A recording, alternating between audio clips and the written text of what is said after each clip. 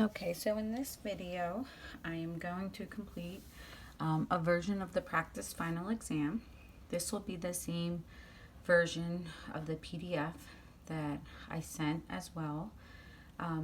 When you do the practice final exam in my math lab, the problems are going to be very, very similar. The only difference is your numbers will be a little bit different because in my math lab, every assignment, each problem is generated a tad bit differently. Okay, so what I would recommend doing is try the practice final, on your own first, whether you do it in my math lab or you print out this PDF and try it on your own first.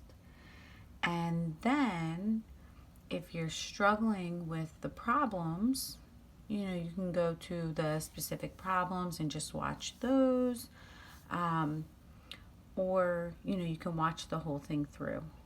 But I do suggest trying it on your own first so that you know where you stand and that it kind of gives you an assessment of how much you've retained so far and how much may have forgotten. Okay, so that's really the best way to learn the material is, again, trying it on your own first. And when I say try it on your own first, I would try it first without, looking at any notes to get a true assessment of, what you know and what you don't know. Because remember, you're not going to have any notes on the final exam. Okay, and your thing you want to do is prepare for that. Okay, so let's get started. The first one we just want to simplify. We are going to be subtracting these two polynomials. Okay. First thing we should do is distribute the negative. Okay, so that gives us 3y plus 4 minus 8y plus 5. Now combine like terms. Okay, 3y and negative 8y are like terms.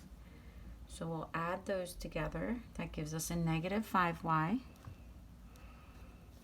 Okay, plus 4 and plus 5 are like terms.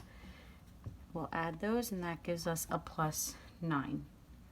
So 3y plus 4 minus the quantity 8y minus 5 is negative 5y plus 9.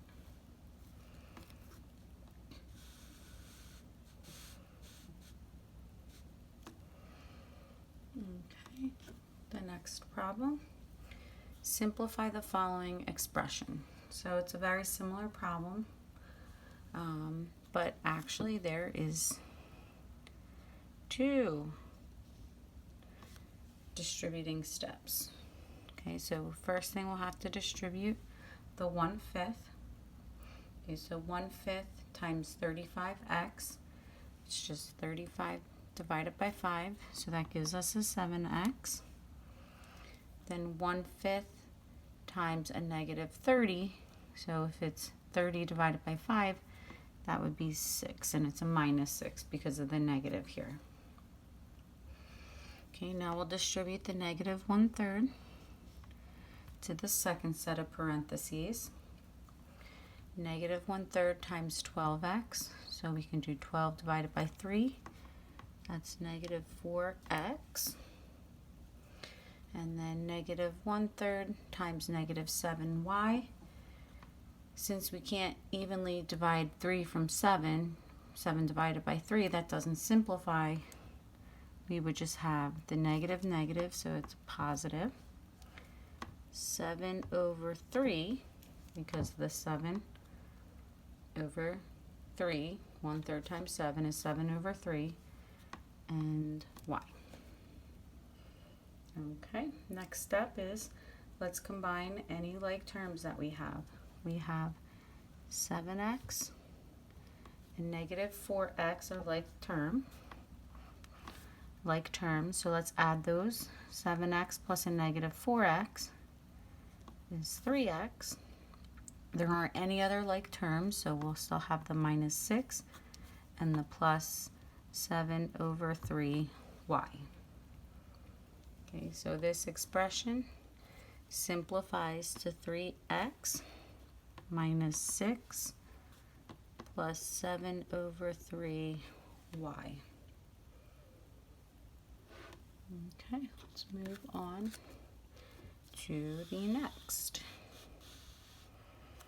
Okay, we want to solve the equation and then check. Okay, so we'll check it if necessary. Okay, so we have this linear equation to solve. I'll start by, just so I have some more room, I will actually do it on this blank paper I have here. So negative 2 times 3y minus 8 minus y is equal to negative 4 times y minus 3. Okay, so I'll copy it down first since I need some room to work. And then I will distribute the negative 2 into the first set of parentheses.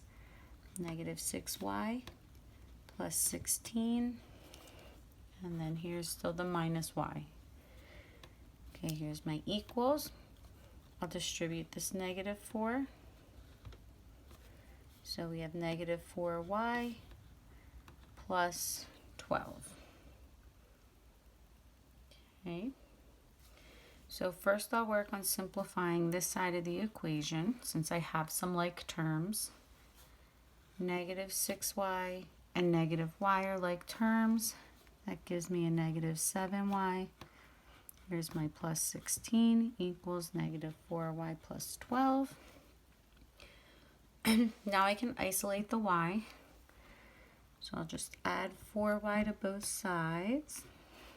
And in another step to isolating, we can subtract 16 from both sides. And let's see what we get. Negative 7y plus 4y is negative 3y. A 16 minus 16 is 0, so that cancels. There's my equal sign. And negative 4y plus 4y cancels. And then 12 minus 16 is negative 4. Okay. So we'll divide both sides by negative 3.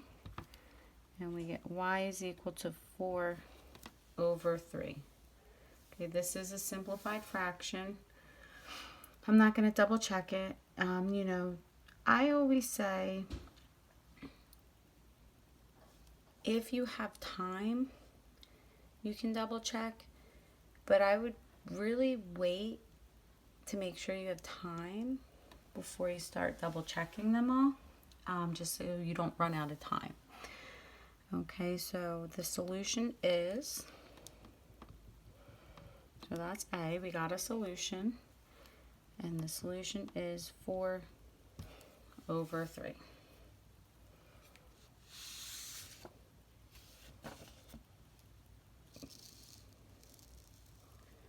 Okay, the next example for solve the equation for the specified variable. Okay, we want to solve for B. So I would start, and I think I'll have enough room here. W is equal to y times the quantity B plus A. Make sure lowercase stay lowercase, capital stay capital, or it'll mark you wrong if you switch them. And we want to solve for B. So let's get rid of the parentheses. We'll distribute the y. W is equal to yb plus ya. Okay. Since we're trying to isolate the b, let's subtract ya from both sides. So this gives me w minus ya is equal to yb, because ya minus ya cancels out. Okay, so we almost have b isolated. Next step to do is just divide both sides by y. Okay. Sorry, my daughter did the highlighting there. So we have w minus ya over y is equal to b. Okay, this will be acceptable. So b is equal to w minus ya over y. Another acceptable form, so you may have divided by y first, or you may just separate the fraction up. So another acceptable form would be if you ended up with w over y minus a. Okay, so either of those forms would be acceptable. It just depends on the steps you took when solving. Okay. Okay, so next, problem number 5. Now we're into inequalities. So this is an inequality. We just want to graph the solution set of the inequality on a number line and then write it in interval notation. Okay, so this is x such that x is less than negative 2. So remember, when you have a strict less than, you would either use an open circle or the parenthesis. Okay, so you could use open circle or parenthesis, but it looks like my math lab uses the parenthesis. So it's going to be 1 with the parenthesis. Okay, so I think it's probably easiest if you just graph it on your own and then find the graph that looks the same. Okay, so here's my number line. I need the negative 2, and x is less than negative 2. So the values that are less than negative 2 are to the left. So the parenthesis would go on the 2. I just did it above just so you can see it. And then point the arrow to the left. Those are the values of x that are less than negative 2. Okay, so let's see this first graph here. The arrow goes to the left. There's a parenthesis on the negative 2. So the graph is A. Now type the solution in interval notation. Okay, so since it goes to the left, it goes from negative infinity. So a parenthesis, negative infinity, comma, negative 2, parenthesis. Okay, that is page 1.